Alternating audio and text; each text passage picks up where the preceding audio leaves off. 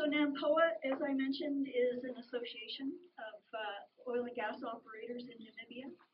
Our role is really to act as an interface between the governments and society in general in the industry. Currently, we have, I'm a bit too far away. Should I just hold it up? Apologies for that. Currently, we have 12 members as part of the association. Next slide. So Namibia has a long exploration history. It started back in the 1967 when the first well was drilled there. In 1974, Kudu was discovered. That's the gas field down in the Orange Basin. There was a bit of hiatus after that for drilling, but since independence, there have been 21 exploration wells drilled up until the end of 2020. Important point to make here is that every one of those wells was not commercially successful. Now, this isn't particularly unusual. If you think to other jurisdictions in the world, in Norway, back in the 1960s, 34 wells were drilled before they found their first discovery. That was the Ekofisk field. Even the Western Canada Basin, back in the 1940s, Imperial Oil drilled 133 exploration wells before the first oil was discovered there at Leduc. So it's not unusual to have this lack of success when you're first coming into a frontier basin. Certainly, the foreign investors have invested over $30 billion since independence to drill these wells. Next slide. And certainly, interest in Namibia has increased over the past 2 decades. There were only 2 exploration licenses back in 2004. And as of last year, there were 33 exploration licenses, both offshore and onshore. So interest has been increasing over this period of time. NAMCOR has 10% carried interest in almost all of these licenses. Some of these licenses, they actually have 15% equity. We've all heard about the recent discoveries. Certainly 2021 and 2022 were very active years for our industry and very exciting times. The Kudu field is the only gas discovery to date, and they currently have plans for a gas-to-power development. We've all heard about the discoveries of Shell and Total. Certainly that's very exciting, and they have plans to appraise both of those discoveries later this year to help them determine whether or not they're commercial enough to produce. And certainly Recon Africa just recently spud a multi-well exploration program up in northern Namibia. So we're very much looking forward to seeing positive results from that as well. Next slide. So here's my Geology 101 lecture, or Oil and Gas 101 lecture. I'll try to be brief and not pedantic about it. What do we look for? Really what we're trying to do as geoscientists and engineers is try to understand what is down below the surface of the earth, either below the land or below the seafloor. Oil is generated deep below the surface of the earth, and it gets trapped in little pockets.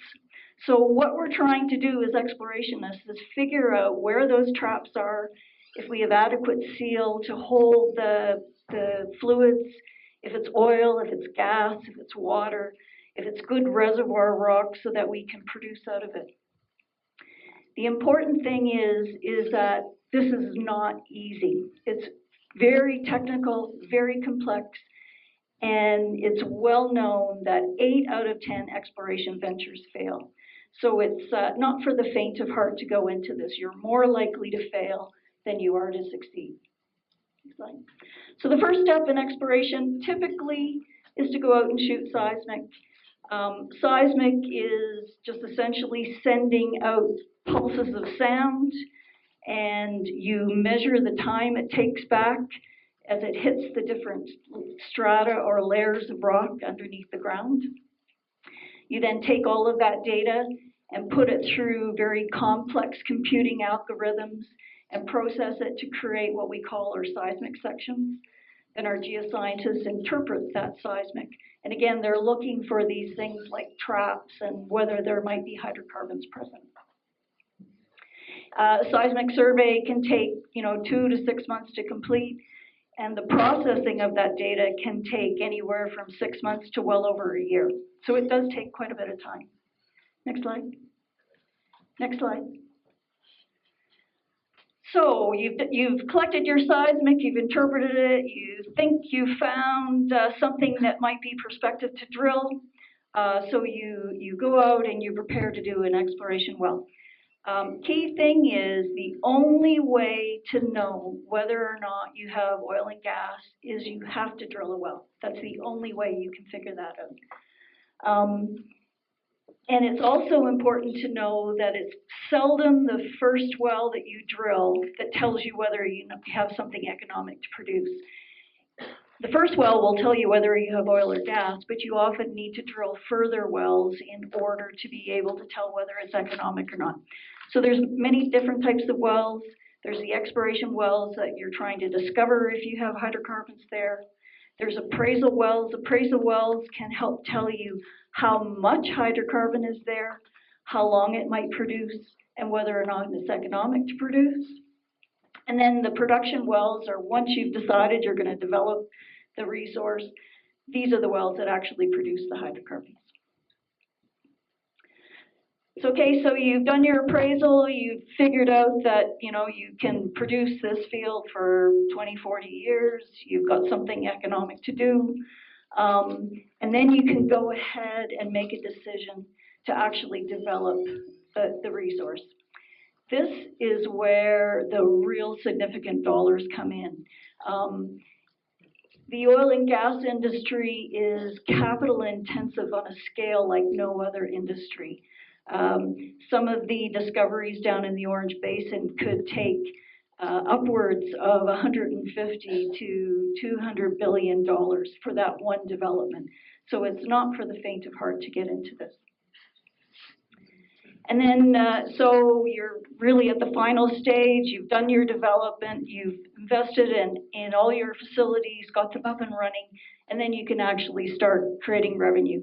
Fields typically last 20 to 40 years, so that's kind of the timeline of the revenue that you might expect to receive. So we talk about something called the petroleum or the upstream petroleum life cycle, and that really is what I've just described. You have your exploration drilling, you do your appraisal drilling, you decide to invest in a development, and then you come to production. A couple of key points to make about this. One is that it takes a long time to do this. It's a very complex and highly technical industry. It can take 7 to 10 years from when you actually first started exploring until when you might actually have revenue. Second point, it's very high cost, very capital intensive. There are very few industries in the world that have this level of capital intensity that's necessary. And the third thing is it's very high risk. You are more likely to have billions of dollars and at the end of the day walk away without a penny to show for it.